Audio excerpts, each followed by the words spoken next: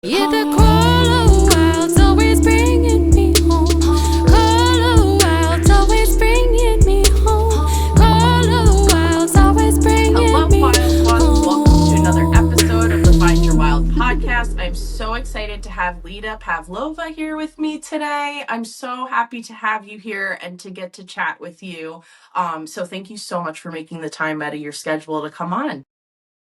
Hi, Brianna. I'm really happy to be here. So thank you for having me. Yes, lovely.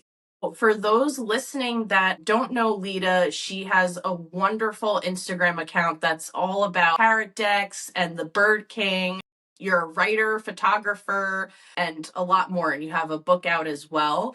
Yeah, maybe let's start. How did you get into what called you to be more into tarot and witchy practices? Well, to start with tarot, I bought my first tarot deck right after I turned 18.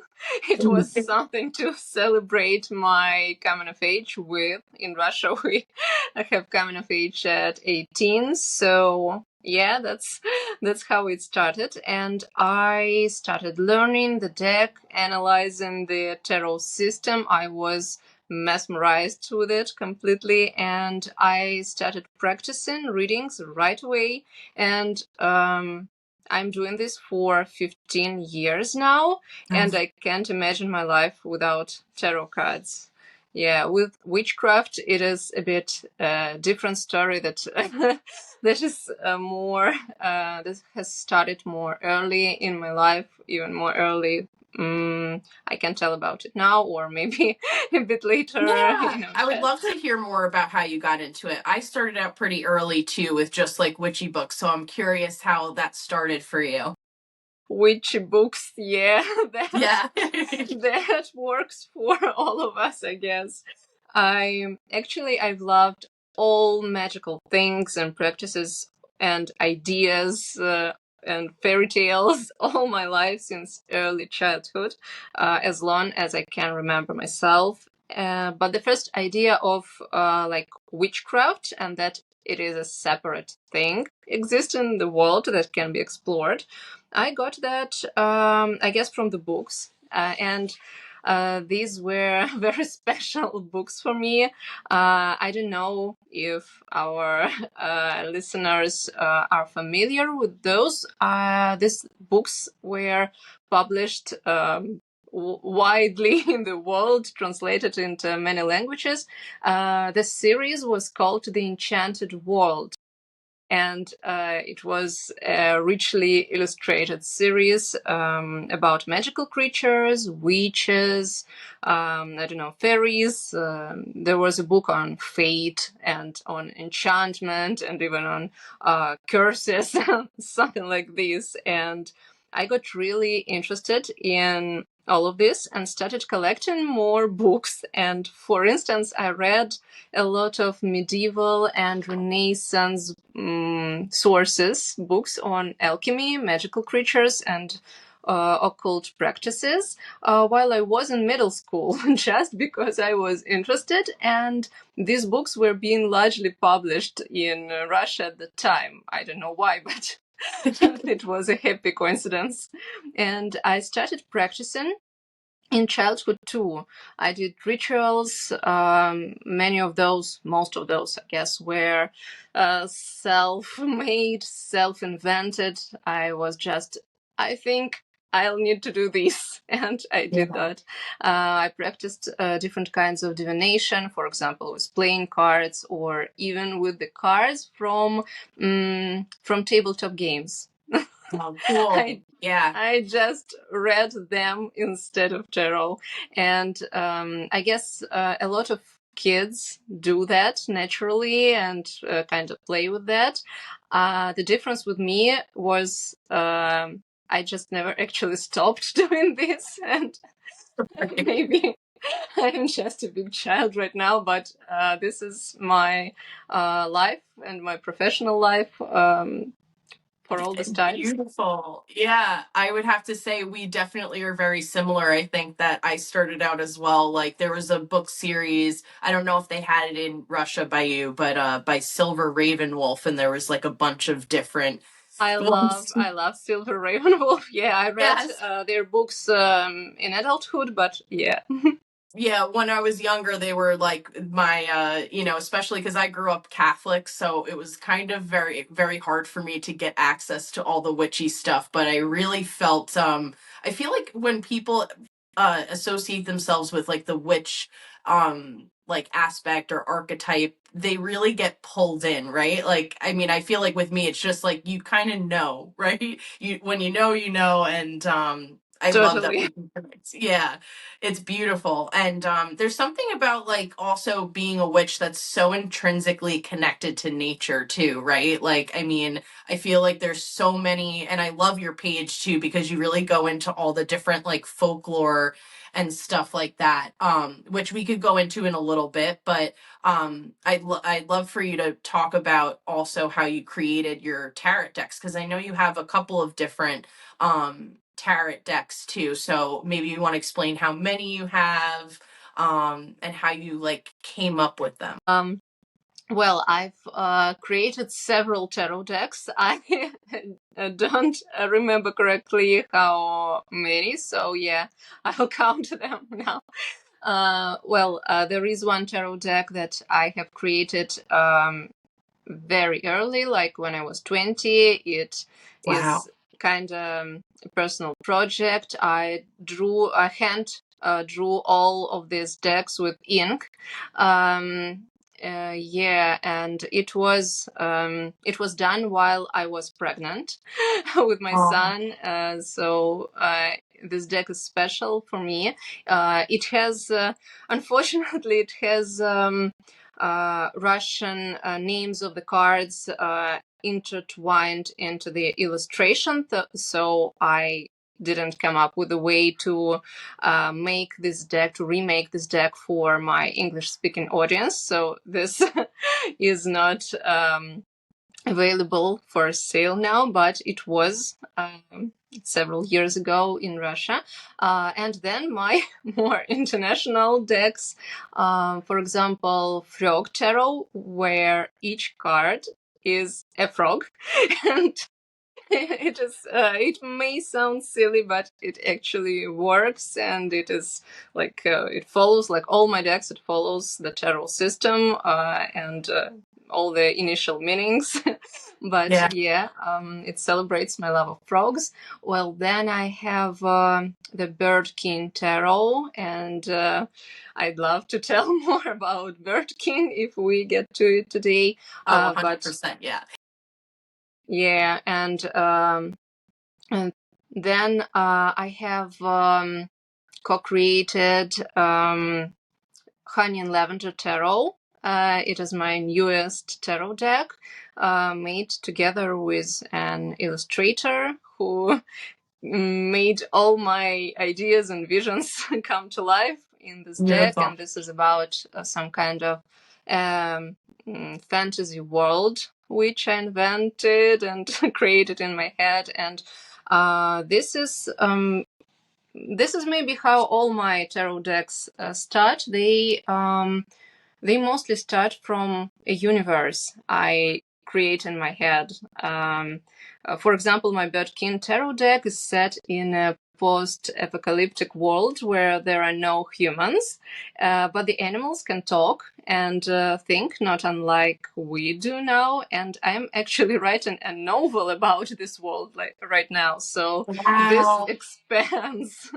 One tarot deck can't contain this world anymore. So yeah, Wow. and with all my decks, there is a backstory and a universe, and this is a whole imaginative process. But at the same time, just like I said, all my decks 100% follow the initial tarot system, not just recreating and redrawing some popular deck, for example, Rider Waite's deck, but it follows the initial meanings, initial system, like it was in the Renaissance time, where the tarot decks were created and invented. Right.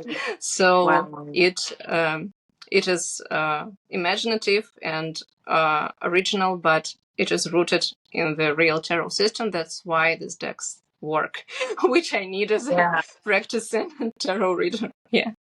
Wow, that's really amazing because that's what makes it universal, right? Like no matter like you have like your own creative aspect to it, right? Which is really amazing and beautiful in and of itself, and to be able to create your own world, but then to be able to have it like universally based off of what already exists makes it easily recognizable and able to kind of play with right away, right? So I guess for people listening that are not familiar with tarot, maybe to give some like basics on like what that system is, because I feel like it's kind of similar to like archetypal, right? Like things like you know, like having different archetypes and what you can learn. It's very similar too to like the folklore that you talk about too. So yeah. Yeah, partly it is. One particular part of the deck really is about that, but in general, the tarot system is even more more universal. It is even much more than that. This is actually the vital aspect of tarot for me. Its system. These aren't just 78 random cards, each having a separate meaning, and that's all. It is more like a whole model of the world, or at least of the human experience in the world. So the categories and basic symbolism of these categories are key to understanding the deck, any deck at all, which follows the initial system, and most of them consciously or unconsciously are following. And it helps to read on a really deep level. For example, we have the major arcana, and they represent big concepts, like you said, the archetypes, though in the Renaissance Europe, they would be called allegories. So now we are talking about the Renaissance allegories as a part of archetypal big structure that we as humans have conceptualized later. But yeah, initially these were just like Renaissance allegories. And then we have the minor arcana, and here's where the system gets so beautiful and nuanced. There are 4 suits, each representing an element: fire, air, water, and earth. And inside each suit, there are number cards from 1 to 10, and they are based on numerological symbolism. And also 4 chord cards, each representing a specific role, position, or stage of development. And they are all connected together, having their place in the system. And one might be intimidated by that at first, but that's actually a wonderful thing, because knowing the system, you don't just read deeper, you also don't have to learn each individual meaning by heart. You start to just get it now, all sides of the cards. For example, the 4 of Cups. 4 means stability, and Cups are emotional processes. So the card is about emotional stability, which can present itself in a lot of ways, from boredom and being unimpressed to tranquility and calm. And knowing the system, you know that the 4 of Cups is about all these things, and then you just need to analyze the whole spread to get the more deep idea, and it all just comes along naturally and beautifully. And all that ability to read tarot as a system makes it an easy and logical way of divination that encompasses both intuition and systematic logic, and that's just beautiful for me. Yeah, wow. That's so great because I feel like sometimes for me, like I play a lot with like oracle cards. I think I have a tarot deck somewhere, but I think you actually explained that really beautifully, that it's easy to understand, because I think that sometimes people get overwhelmed by tarot, but when you break it down like that, and like you realize what the systems are dedicated for, it makes more sense. And I really love the depth, right, of like what it's supposed to show you too, about like kind of going inward. So there's something really beautiful about that, and I feel like it really does tie to also like there's a reason why so many witchy people like the tarot system, right? Is because I think that they're always looking for magic. They're always looking for like the kind of, deeper meanings in life, like, and even in nature and such. So, yeah, it's really cool. So, and I know that you came up with a book too, right? Like to pose questions to the tarot deck. So if you maybe want to explain a little bit more on that. Well, my book is, it is about, it is not just about, it is a book of tarot spreads, and it has 123 sets of questions or spreads, and it is called the Library of Questions for a reason, because I just love questions, and I think that a good question is powerful even on its own. That's why most of the questions from my book can be used not only as questions for tarot spreads, but also for journaling. You can just use them as prompts and get all the answers from within. It works well also. I create my spreads quite intuitively. I just imagine a situation, or I pick a vibe I am aiming for, or a purpose for a spread, and then the questions just come to me, not unlike when I write poetry or fictional stories. So this has a creative process inside of it too. And I just keep in mind that the questions should be open, they should be evocative and not repetitive inside one spread, of course, and that the set of questions that form the spread should tell a consistent story. So each spread is a story about our life, ourselves, a specific situation, etc. And I will always think of the general information or idea that the reader should be able to get from the reading. So we should have some idea what we are aiming for, not in the details, but in a general sense. Why are we here? Why are we asking that? And also, I believe that good questions have potential. Just like I said, they work even on their own. And when we interpret the reading that we got using any spread, I usually pay attention to three key factors, three things. And then when I do that, everything just comes along and the magic happens, the answers happen. The first thing is the pattern, like inner logic, interconnection between the cards. The spread can talk not only on the level of each question, but some, I don't know, like some metadata between the lines of Right. each separate question. Yeah. The second factor is the message of each individual cards, of course, of each card. It matters. And then I add the details and feelings that my own intuition is telling me, because we are here for some magic. We use tarot as at least partly as an intuitive tool, and then I just let my my soul speak. And I love to journal about it, about my readings, about my spreads, and then it is a whole form of I don't know, of understanding myself and my life and what's happening. It's well, Yeah. it's not therapy, but it is therapeutic, I think.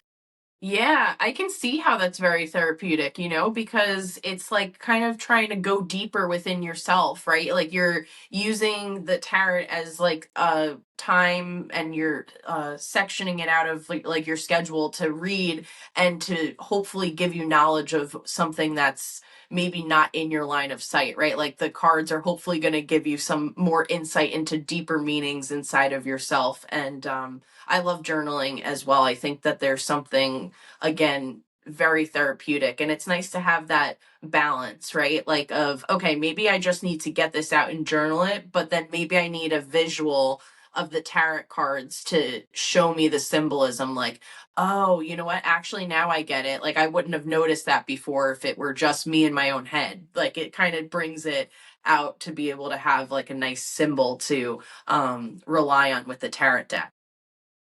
Exactly, yeah. And to people who don't believe confidently in, I don't know, in magic, or that tarot actually can tell the truth, I always say that you can try to approach your reading, your cards, as suggestions. They are just like brainstorm, like, what if this and what if this, and then you completely control and own your reaction, and you watch it and examine your reaction, and this is how you know what is true for you and what's not because the cards are telling you to do this, but you look at them and you react to suggestions. And this is beautiful. This is partly how good communication between people work, good brainstorm works, and again, how therapy works sometimes, but you just Right. do it in a cozy space of your own with yourself, and that's beautiful. Yeah. I think like even for people that maybe aren't necessarily like believe in magic, I think that there is something nice about taking the time out again to give that to yourself. Like you said, be in a quiet, cozy room and just like taking the time to go inward, because I think that there's something really valuable, especially like for mental health purposes, being able to take the time to like look deeper into ourselves and like what we can hopefully improve on in our life. Like either whether that be if you do tarot or just take the time to journal or something like that. I think that there's something really nice. Is there times where you have a reading and you don't really understand the meaning until like later on and it like pops up and you're like, oh, that makes sense now? Yeah, sometimes that is exactly the case for me. For example, just recently, I didn't even needed a reading. I didn't want to do a reading, but the first printing of my new deck, Honey and Lavender Tarot, just came to me, and I just wanted to test it. Like, how does Right. it work? What will it say? So, like a greeting reading with my new deck. Yeah. So I did a really simple reading, a simple spread, just 3 cards, and I asked some general questions like what's happening now, what do I need, and how this is going to develop, something really basic. And it told me that now I have real difficulties and I'm like struggling and I can just do anything about it, and I'll be able to just wait it out and it will it will pass on its own. And I was like, well, I don't know. I don't feel like I don't feel Right. like I am in a Ten of Swords situation right now, actually. But okay, it was a test reading, whatever. Maybe it doesn't apply. And just several days after that, the real seasonal depression kicked in, and I always, each year, I always forget that it keeps happening with me every year. Every year before Halloween, I have troubles with sleeping, with productivity, with my mood, and this is natural for a lot of people. I know, like Yeah. this vitamin D thing and things like that. This is natural, but the spread reminded me, gave me a heads up, like, hey, you remember that thing that happens to you every year? You probably don't, but don't worry, it will happen, Right. but it will pass. And I'm now Right. like, oh, okay. The cards told me it will sort itself out, so okay. So funny, right? Like it's funny, right? The heads up it's giving you and you think you're like outrunning it every year. I know I feel like I do the same too.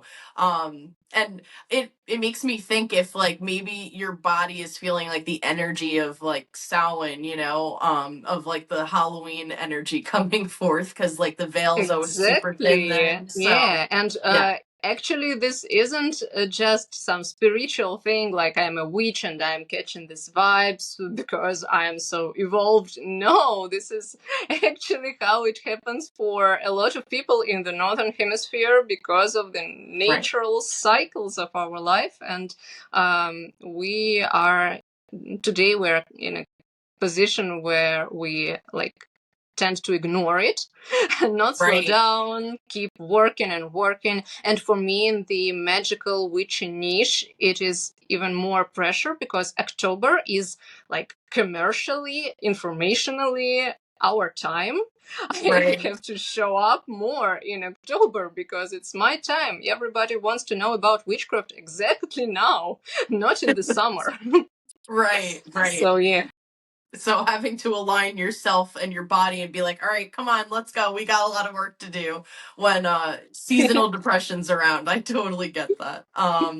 So I want to talk about now the Bird King, which I know that is like a big thing that you do, that you talk about. You have a whole tarot deck dedicated to him. So I'm very excited to learn more about him through you.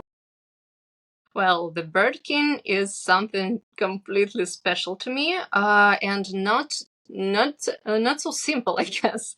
The Yeah. Bird King is a powerful archetype, basically like a magical messenger between the worlds.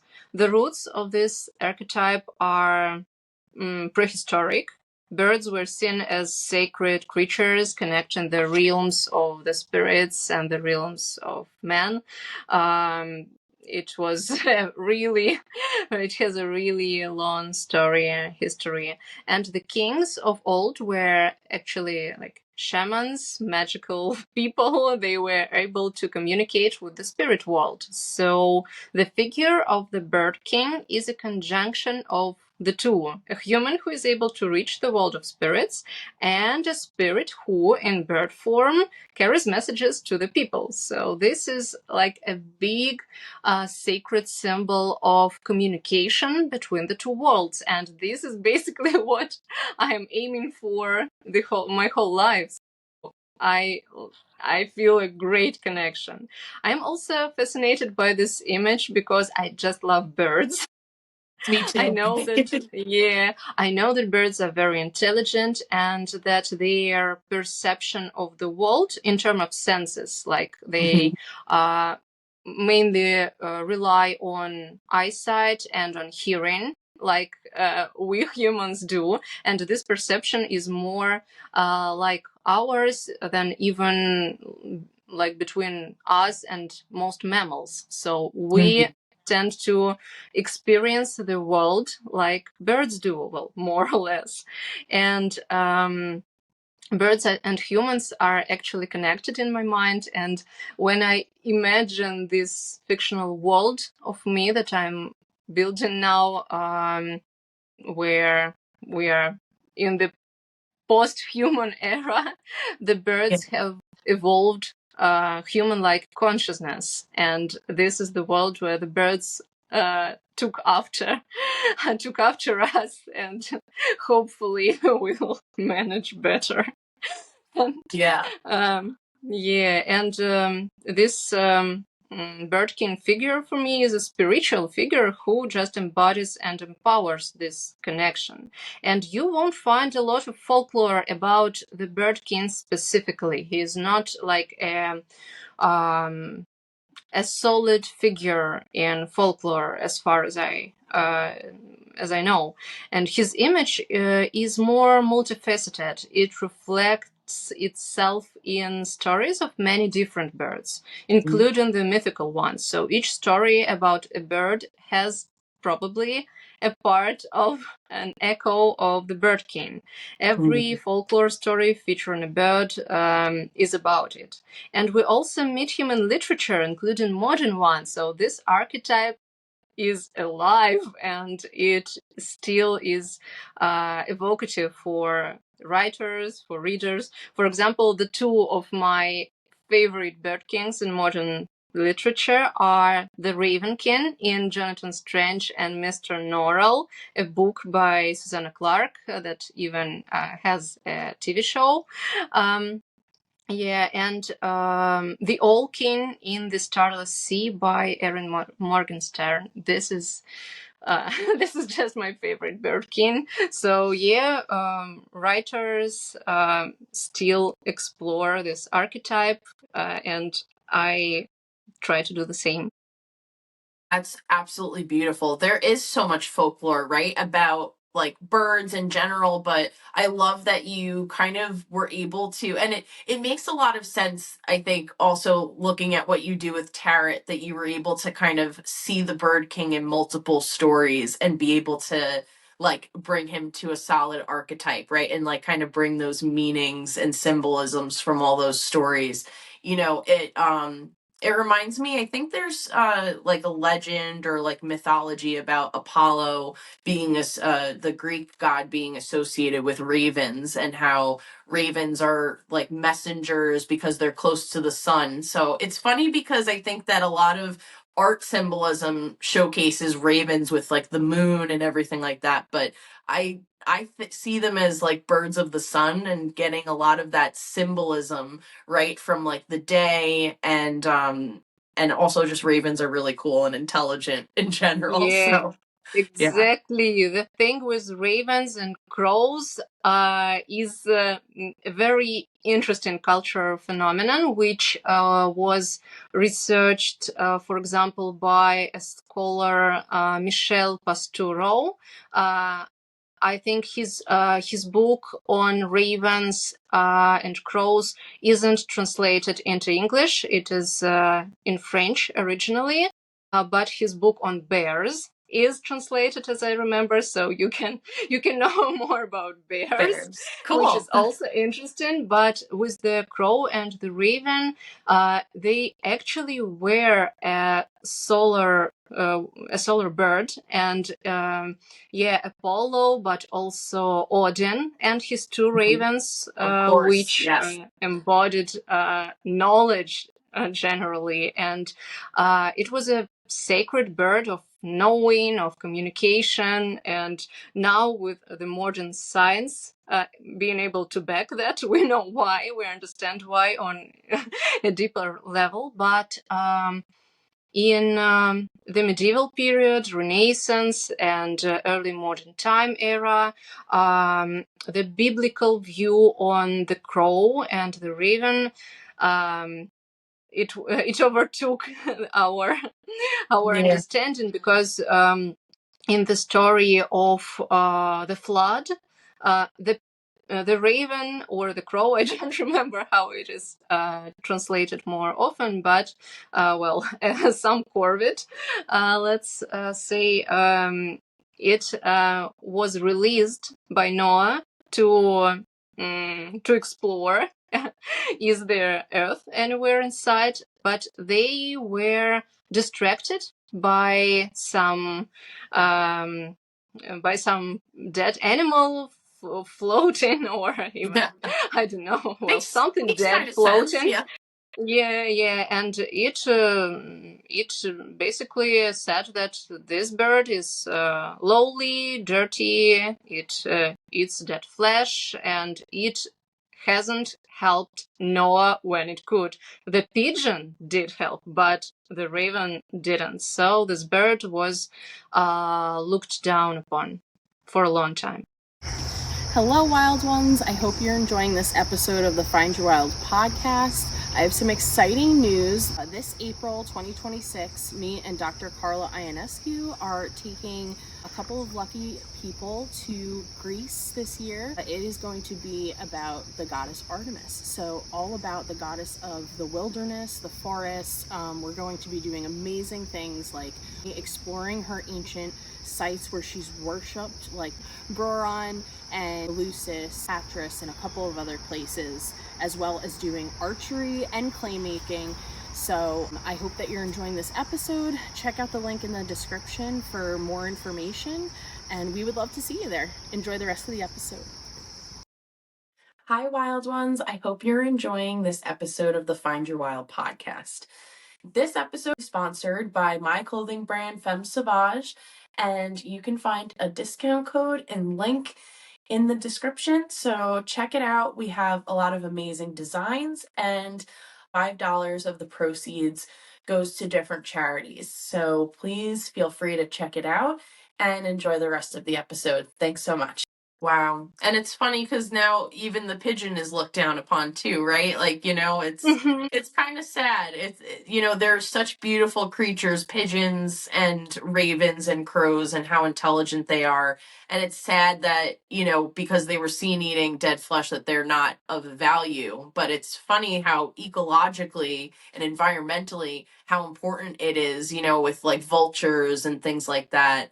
And I know vultures are probably super symbolic too, especially within certain mythology. So I don't know if that plays into the Bird King as well. Well, it might, because I think every culture might have its own version of the Bird King, a local version. Yeah, it's very cool. But yeah, and I know that you talk about other different animals on your page as well. And I loved the wolf lore that you did as well. Actually right now, as we're recording, this podcast will come out like next week, but it's Wolf Awareness Week, which is kind of really nice too. So Wow, it's yeah. great. It's so nice because wolf is a kind of special animal for Slavic peoples. It was special and featured in a lot of folklore in Russia, where I was born. And now I live in Serbia, which is also a Slavic country. And here the wolf is even even more renowned. Like, it is one of the most popular names, Vuk, or the variants of this, like a wolf. So Wow, people cool. still are named after a wolf, and Yeah. it is a big symbol here, big Wow. significance. Wow. Yeah. And I talked about this. My friend studies the history of dogs. His name's David. But he talks a lot about the connection between humans and wolves, because we obviously domesticated wolves and made dogs. So there's just this huge connection, I think, that us as human beings will always have to wolves that are just specifically unique. Yeah, totally. Yeah. And maybe if you want to, I don't know if you have any of like the information on some of the wolf lore that you talked about on your page that you could share with us too. Well, the most interesting thing about the wolf lore, at least in its Slavic version, is that the wolf is both a threat and a blessing, a protector. You won't imagine or call to mind a lot of figures that are equally like good and bad, that can harm and that can protect, and the even the emotion around it is really special, because I grew up in this folklore, surrounded by the stories. I was lulled to sleep with a lullaby about a gray wolf which will come and snatch you into the dark forest if you won't sleep tight. And I remember the feeling which it evoked, which was like nothing I have experienced in life, like the sacred danger, like something that is dangerous is really great and awesome and sacred. And later I have maybe encountered some version of this feeling when I was in the wild, like in the nature, because it is great, it is fantastic, but it also holds dangers in it, and Yes. it can scare, and it is beautiful and scary. And I think this kind of archetype, which is both beneficial and harmful, it is really special, and it is maybe connected to initiation processes, and wolf figure was used in a lot of initiation rituals. So what can we draw from it is that when we experience when we go through some dangerous experience, but it can also be beneficial for us. If we go through it successfully, we grow and we evolve and we become something different. And that's what the figure of the wolf can teach us. Yeah. Oh wow, that's so powerful and beautiful. I couldn't agree more about like the symbolism of the wolf, and I think you make such a great point about that symbolism, how it can be both helpful and hurtful to the wolf itself. But there's something really powerful about the symbolism there that the wolf showcases, and I think that's like the breaking of like childhood naivety and like breaking into like an adulthood instinct, right? Like being able to learn more about your instincts and being able to see kind of maybe if like past what you maybe were naive before, and then looking into like your adulthood and being like, oh wow, like my instinct is kicking in. Like I feel like that's what the wolf really symbolizes. At least that's what I got from like what you said too. And it's interesting that the raven also has a very similar path too, of like this was once really good but then also has very negative myths that can sometimes hurt the raven as well. It's like these really beautiful, smart, intelligent animals that I think serve as like the most symbolism get really in the crosshairs of of like bad things sometimes too. Yeah, and I think our relationship with these animals, just as humans, can show us our difficult relationships with nature. We fear it and we need it, we fight it and we destroy it, but we also admire it and want it constantly in our life. And Yeah. this is the difficulty. This is our problem, I guess.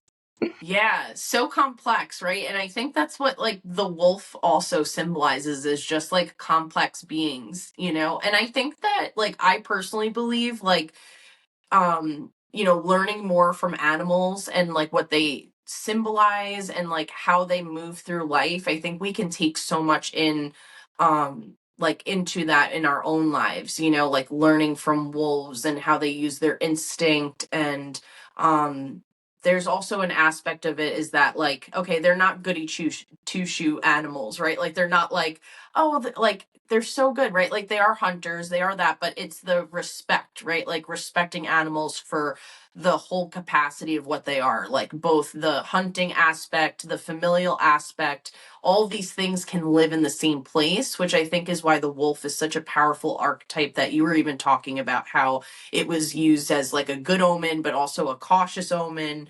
Like all these things can live in the same space, and we don't have to demonize wolves. Like we can just accept them. And I think that accepting them like that could help us accept other people too as who they are. Yeah. All nature in general helps us, especially helps us as witches, not to oversimplify things, like not to categorize things and label things. I guess it is also something that has potential against polarization and things like that, because nature is complex. It has ugly sides, it has great sides, but we need all of these sides. We need the destruction, we need the decay, the death, but we also need the birth and all the beauty. And it is complex, and when we watch that for long enough time, we understand that, well, our lives are similar. We can't just label things like, well, this is good, this is bad, she is wrong, he is right, and Right. it is more nuanced. Yeah. Yeah. I think the gray wolf always symbolizes that I feel like life lives in a gray area, not black, not white, but like this huge gray area. And I think that's like also why I think, people that love witchcraft and stuff really love nature, because there's this pull towards the complexity of life that lives there that I think is like really beautiful in that space that, people that are on the more witchy side tend to, I think, love more. Yeah, really. And you don't even have to do any actual witchcraft or rituals when you Yeah. are around nature, but you still intake something sacred. And this communication, I don't know, for me, it feels religious. It feels like I am here with the only thing that really matters. And it is so great. Yeah. I love that. Yeah. And just right, like reading, like kind of like with tarot, right? Like the symbols that you get from tarot, you can also kind of do that within nature and read the symbols that like nature is showcasing to you as well. Exactly, and a lot of ancient magical people, a lot of shamans or augurs or druids, they did exactly the same thing. They saw the signs in the way nature presented itself to them. Yeah, it's so beautiful. I'd love to also maybe bring up because I think that this animal is also kind of it's similar to the wolf in the aspects that I feel like it's demonized, but you also have a bear lore um post that I also really enjoyed as well. That maybe if you wanted to share that with us too. Oh, bears are really interesting to research, and I remind the listeners to look up a book, "The Bear" by Michel Pastoureau, because he explores the archetype. At least in the European culture, for in deepest details, it's beautiful. And what Wow. is interesting about the bear for me is that this is the figure who was originally really feared, and who was hunted and killed by people, well, out of necessity, because the bear hunt could provide for the whole community, and it was important. But the rituals that were created around this hunt, around killing the bear, showed so much, such an amazing level of respect and reflection around that. I don't know, I don't support the hunt today or something like this. Sure. I'm very sad when I hear about some animal killed, but Right. when we try to think about it and take this as it was, we can be Sure. amazed by how people did that. They hunted bears, but they created the whole reverence ritual about it, where they invited the bear to dine with them, where they dedicated their rituals and their arts, their performance to the bear, where they shared food with the bear, and where they hoped that the bear that was killed by them for their needs will be reborn and will always live in the woods, because Mhm. this is how the whole life cycle should be, and no one was allowed to just, I don't know, casually hunt the bear, casually kill the bear without respect. It couldn't be done. It was a horrible thing to be done. So this is also a complex matter of people who did harm to a specific animal, but Right. also revered the nature and this animal so deeply that we today sometimes even can't comprehend. Yeah, absolutely. There's right. And of course, there's a difference because this was in history. People were taking what they needed, right? And I think that's the importance of that kind of story Yeah. that you mentioned is that like they're taking what they need. They're not taking over the amount and they're showcasing it with so much respect. And I'm sure they needed to use every aspect of that bear and that there was, Yes, and yeah, no excess. Yes, no excess was allowed. No, nothing, nothing besides the needs exactly. And I think it also showed that amazing level of reflection. Like today, when I don't know, for example, we eat meat, we don't reflect on our plate. We just eat that. But when humans of old did that, they weren't some, I don't know, savages that were just, oh, we are killing, we are eating. They thought about it so deeply that, I don't know, a few of us do that now.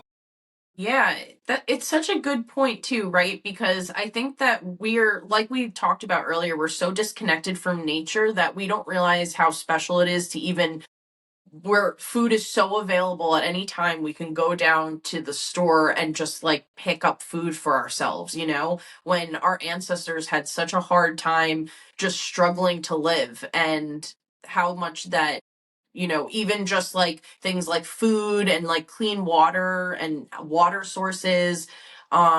It's like a good point about being grateful for just like the basics, having shelter, food, and water. Something that our ancestors would have been more than appreciative of, and they would probably be very troubled by our, abundance, and being like not appreciative over it. Yeah, I think so too.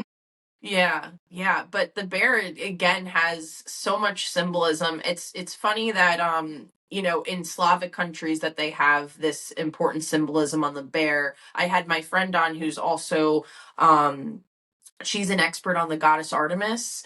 So she was talking about how actually the bear is very important with the goddess Artemis as well, and how they did a very similar thing. Is that if they did, come in contact with a bear, if like in the beginning they were hunting bears, it was all very revered, even deer, like everything was very respected. So it's like a really powerful point, like especially when we look back on these stories, it's really important to look at folklore and different tales, and there isn't always bad messaging there, right? Like, because sometimes we, like you said, like there's, with like the raven and the wolf, there's like good and harmful, but there's also, again, the good aspects of that we can relay back into modern times. I think that sometimes we're stuck in the too modern era. I think we can do well with adding, some ancient rituals back into our lives as well. Yeah, exactly. And with the bear, for example,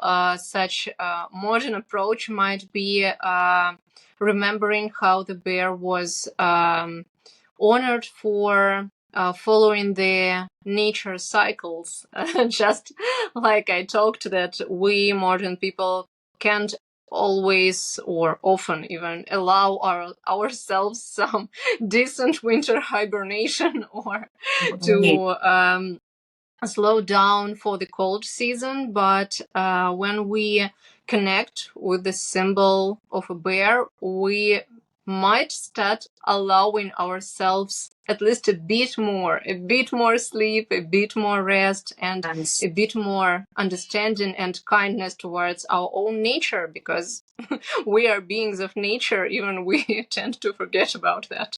Right. And the cycles being so important, right? Like, even when you're talking about, you're like, my body just, I go into seasonal depression, and so many do. It's funny that, people do that, but they're so disconnected from their cycles, they might not realize what's coming up as seasonal depression, right? It'd be interesting to see what people have more seasonal depression than they think, considering the I don't know, they're disconnected from their cycles. I think especially for us as women too, like we're so cyclical with like our periods and like the moon. I think that there's something also like very feminine too about us, the way we relate to bears, and especially like mama bears and everything like that. So I really love Yeah, that bear mama symbols. bear archetype is great. I love it. For example, I have a bear depicted on the Empress card of my Bird King Tarot, because Uh, the bear is the ultimate mother, the ultimate queen for me. Yeah, yeah, she's so fierce, and she'll do anything for her cubs, and there's something like really beautiful and powerful about that. I have a drawing too where I have like don't F with Mama Bear because we got to be protective of our little ones, Right, but yeah, I really exactly. love Yeah, I really love the bear symbolism, and I love that just talking about like how we can respect them maybe more in our modern day as well. Um Now, I know that you also had a post about like when you go into nature, like just the things that I guess like you can pick up on, or like how you relate that to witchcraft and like how you go out and do that. So maybe you can tell us a little bit about that too. Well, my favorite way of communication with nature is basic and simple. I think that the key element is just really getting ourselves out there and really being present and really watching what's happening around us. Not, I think it's important not to approach to nature as just a source of of some ingredients or for our rituals, or a place where we can do our ritual and then just go away. And not nature is for me is a way to fight consumerism in ourselves. Mhm. And I think that it is great to remind ourselves that we are not here to consume more or to demand more from the spiritual world. So my natural rituals are usually not of a kind where I am making demands. I'm not like, oh, please, spirits, give me that, give me this. I'm more like just hanging out with the nature. And as just like I said, it is kind of a religious experience for me, because Yeah. it is important to be there to worship this beauty.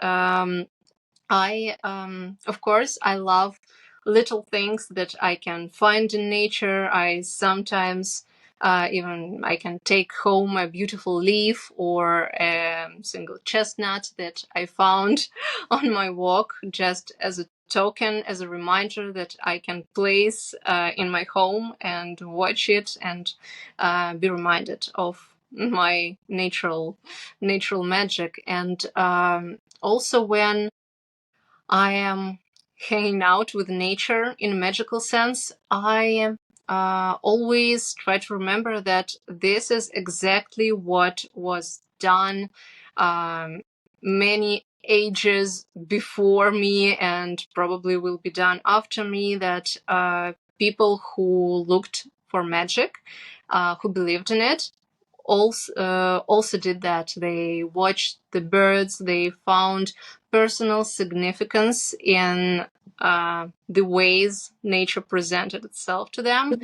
And for me, as an animist, I believe that everything in the world, inanimate, natural, or man-made one, has a soul, some kind of consciousness, some kind of soul. And that's why, as an animist, I don't just walk around and see the landscape. I see souls and spirits of trees, of the forest, of every creature I found, or even of every, I don't know, small rock or a stick I found. And this is also alive to me, that it is basically just communication, not some conjuring. Yeah. Oh, it's so beautiful, right? Like, I mean, I think about what like you just said, and I feel like I definitely have similar beliefs in that. And even if like, someone can look at a tree and be like, okay, it's just a tree.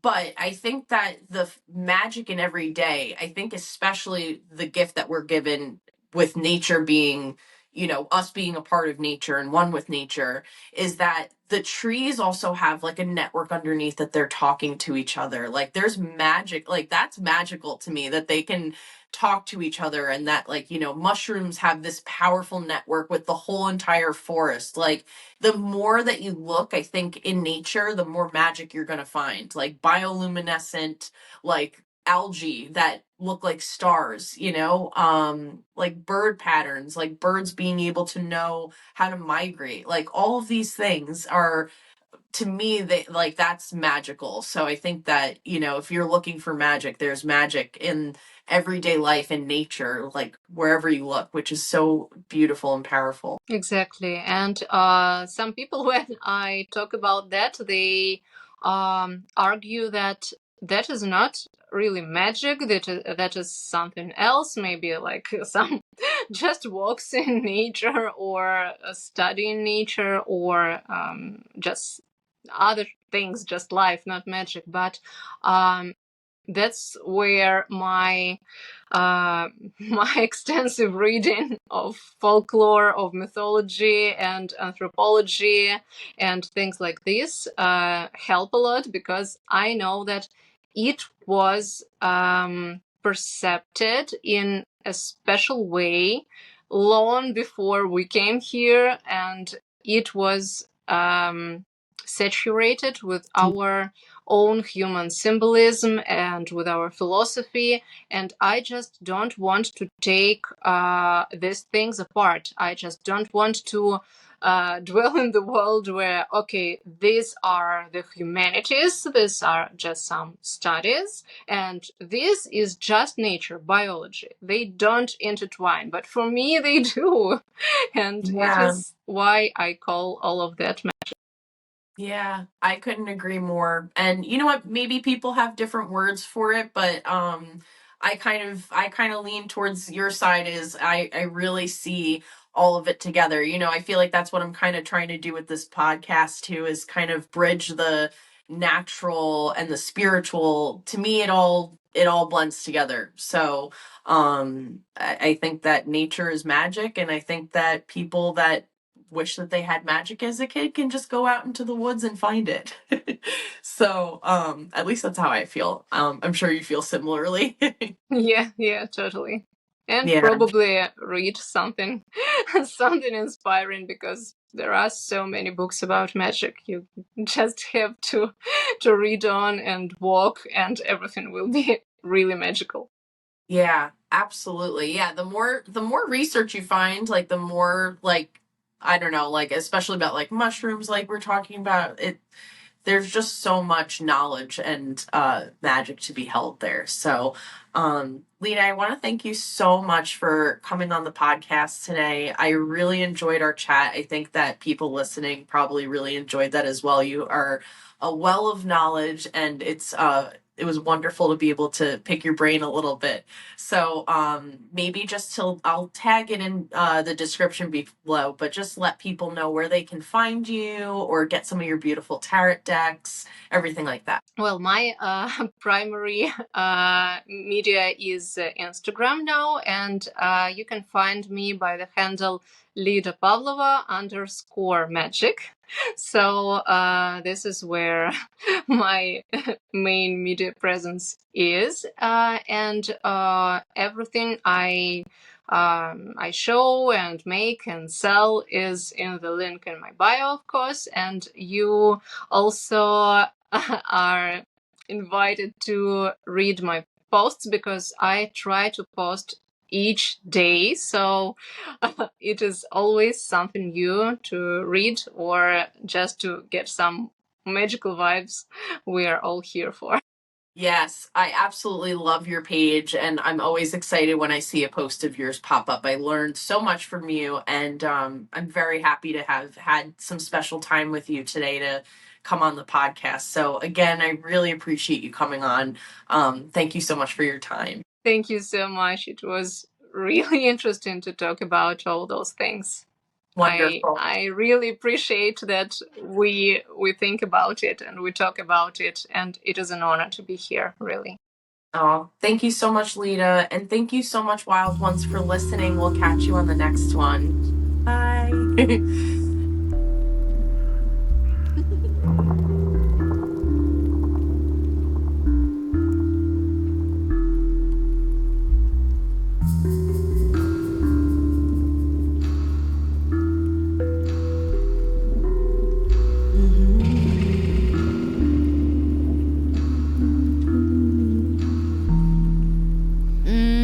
Revel in the moment like a river flowing to the sea.